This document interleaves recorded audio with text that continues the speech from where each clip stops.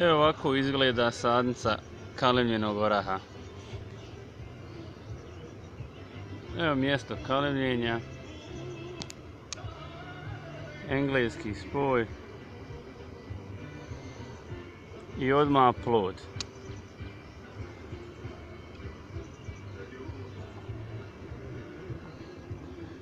Između ostalog, to je to.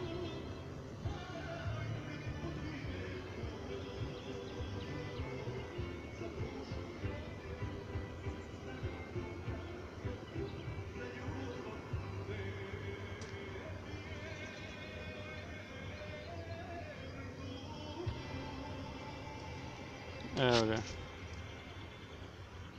I Franket.